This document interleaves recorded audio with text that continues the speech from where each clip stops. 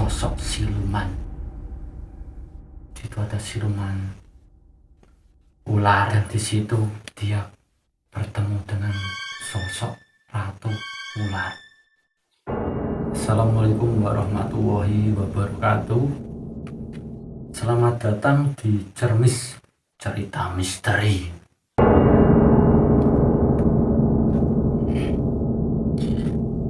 Nah, di misteri kali ini ada cerita dari temanku. Dia namanya Anton. Nah, jadi dia punya pengalaman cerita misteri yang gimana ya, kayak wah di luar nalar, dan gimana ya, serem banget pokoknya. Gimana ceritanya? Nah, ini ceritanya. Pada suatu hari, dia itu kan ada acara. Dia pergi sama ceweknya, itu namanya Nita. Itu ada acara ulang tahun temennya atau party di sebuah desa di Banyuwangi, Jawa Timur. Itu desanya enggak salah.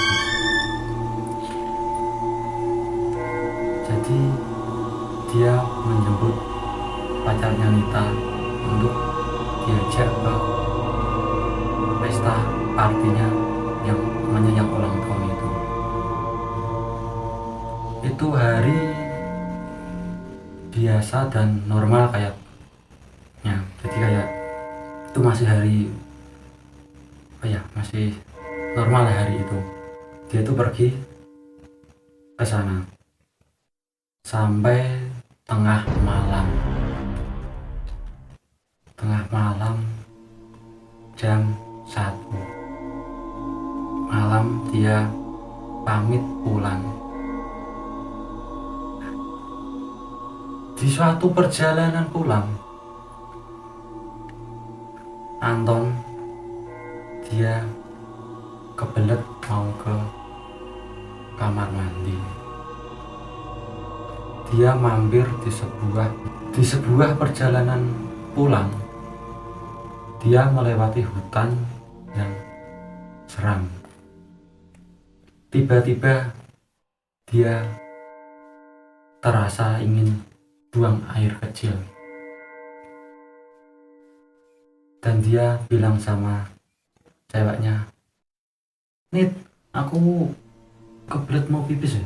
Aku tak mampir di pinggir jalan sebentar ya. Itu kayaknya ada rumah. Ntar tak berhenti di situ ya." Dan dia berhenti di situ. Dan di situ dia tandar motornya. Tinggal bentar ya. Dia jalan kaki di samping sebuah rumah yang di hutan itu. Terus dia kencing di situ. Habis itu selesai dan dia jalan lagi. Yuk, udah selesai, nih kita jalan lagi. Jalan. Dan di perjalanan itu anehnya dia itu tiba-tiba berada di sebuah desa yang sama sekali tidak dia kenal. Jadi desa itu sepi sekali. Tanpa ada orang satupun di desa itu. Dan dia tanya sama ceweknya, "Nih, ini gimana ya kita? Kayaknya aku belum pernah lewat di desa ini. Kok anehnya kok nggak ada orang?" "Aku juga nggak tahu, Mas. Ini kayak desa apa ya? Apa kita tersesat?" "Ya udah, kita lanjut jalan aja ya." Anehnya apa? Dia itu jalan terus, tapi anehnya sampai di tempat itu terus. Dia tuh kayaknya sudah melakukan perjalanan jauh sampai motornya itu habis bensinnya dan dia berhenti di situ.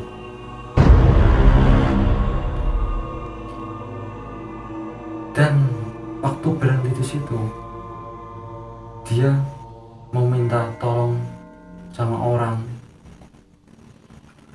Nggak ada orang satupun yang lewat, dan di desa itu nggak ada orang sama sekali. Dia mencoba menghubungi pakai HP, dan anehnya apa? Tidak ada sinyal.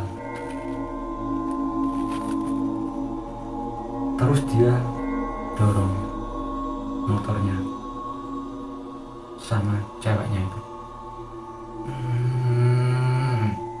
Dorong, dan dia capek. Dia melihat sebuah gazebo. Dia istirahat di situ sebentar. Nit, aku capek dorong motor, aku tak istirahat di situ ya. Ayo kita istirahat dulu bareng. Dan dia istirahat di situ. Namanya orang pacaran ya sama ceweknya, jadi dia di gazebo berdua. Itu pikirannya Anton itu udah kesempatan ini, mumpung sepi. Dan di situ dia melakukan perbuatan yang tidak senonoh.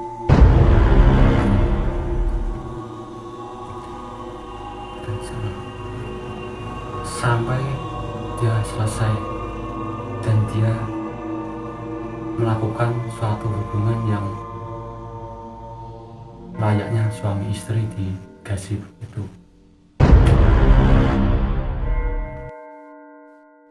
Dan tiba-tiba waktu dia selesai, dia duduk. Tiba-tiba ada orang tua datang dan dia bilang begini, "Kamu sudah melakukan pelanggaran, Nan. Kamu sudah melakukan perbuatan terlarang. Di sini kamu akan menerima akibatnya." Dan seseorang tua itu langsung pergi. Dan di saat itu Anton baru sadar dia sudah berada di tengah hutan. Dan di hutan itu cuma ada pohon yang besar-besar. Dan dia tidak tahu tepatnya ada di mana. Terus Anton dan ceweknya itu dia ngajak langsung, "Ayo kita pergi cari jalan keluar." Dia jalan terus, dan tiba-tiba dia melihat sebuah istana di tengah hutan itu. Dan tiba-tiba di situ banyak sosok siluman. Itu ada siluman ular, ada siluman monyet, kayak macam-macam siluman itu di situ. Dan di situ ada ratunya. Akhirnya siluman itu melihat mereka berdua dan mereka ditangkap. Anton sama Nita, dia kayak udah lari sekencang mungkin, tapi akhirnya dia ketangkap dan dia dibawa masuk ke dalam istana itu. Dan di situ dia bertemu dengan sosok ratu ular.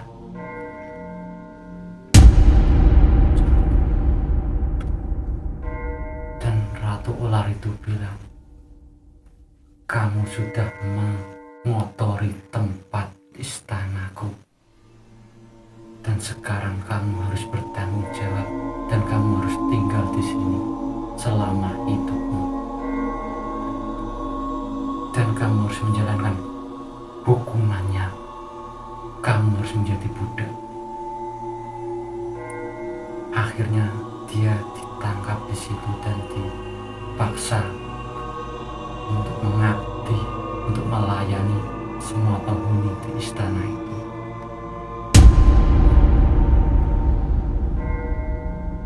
Dan di situ udah sekitar berapa hari itu orang tuanya itu nyari Anton dan Nita di rumah. Tanya temennya tuh katanya udah pulang semalam.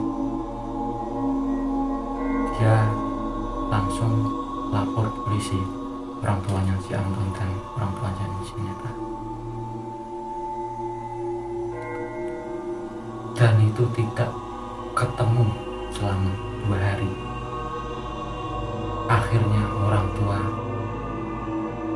Anton dan Nita pergi ke tempat seorang kiai,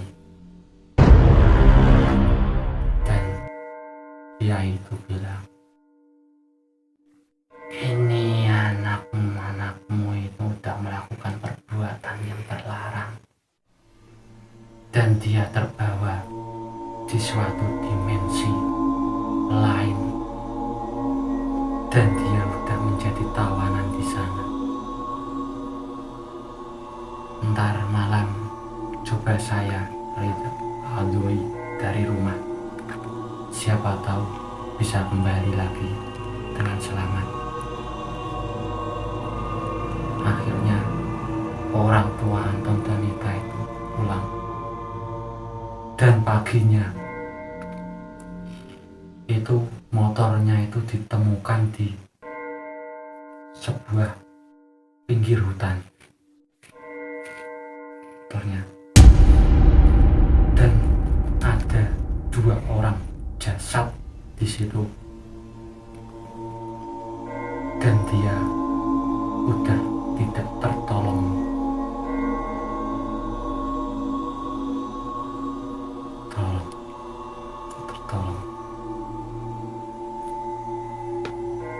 Dia masih keadaan kayak seperti orang koma, seperti itu, di sebuah batu yang besar. Akhirnya orang tua Anton dan Nita membawa jasad yang pingsan itu untuk dibawa ke tempat seorang kiai yang semalam meriazoi untuk dilihat secara batiniah.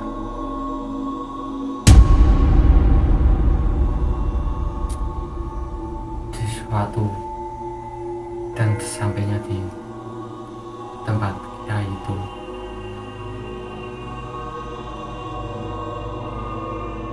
di situ sangat ramai sekali dan banyak orang. Akhirnya keadaan jasad Nita dan Anton itu yang koma itu didoain satu pondok, jadi kayak suatu aula itu didoain bareng-bareng, jadi kayak doain bersama untuk mengambil kayak semacam kayak sukmanya itu kayak dicurian sampai sana. Akhirnya doain dan dipimpin oleh kiainya itu. Akhirnya kiainya itu, mata batinnya itu sampai ke tempat di mana titik Anton dan Nita itu ditahan. Akhirnya Anton diajak pulang sama Nitanya itu, tapi ternyata yang bisa kembali cuma Antonnya saja. Si Nita udah tidak bisa dibawa kembali karena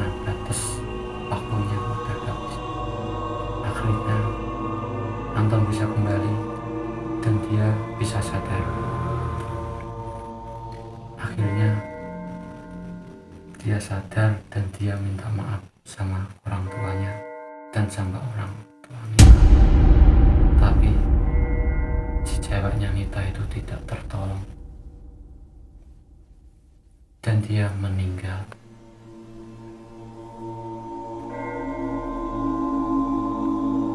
Setelah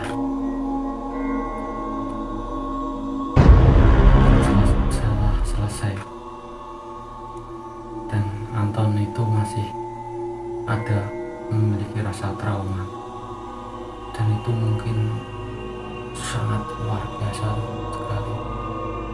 Jadi sampai detik ini dia itu masih terbayang-bayang sosok Nita dan siluman ular itu, sampai suatu ketika dia benar-benar melakukan hal yang seperti itu yang terlarang tadi, dan akhirnya dia menyesal. Jadi kayak punya rasa menyesal seumur hidup di hatinya dia.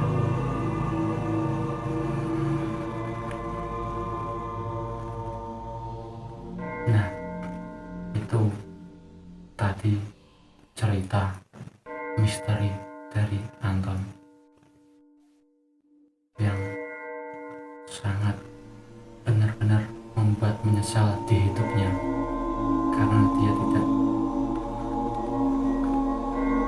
melakukan hal yang baik dan dia punya rasa yang sangat-sangat begitu menyesal. Dan ini adalah pesan-pesan untuk kalian semua. Mungkin sekarang kita hidup di zaman era modern. Kalian bisa melihat dengan mata, kalian hanya melihat dengan mata, tapi tidak dengan yang ada di tempat-tempat yang benar-benar punya sejarah, punya aura, dan punya hal mistis di negeri ini. Pesanku, kalian tetap jaga sopan santun dan adat dimanapun kalian berada, karena penyesalan itu sangat menakutkan. Oke, cerita misteri hari ini itu tadi dari teman saya Anton, dan terima kasih ceritanya. Semoga bisa diambil hikmah dan manfaatnya untuk kalian semua. Sampai jumpa lagi di cerita misteri berikutnya.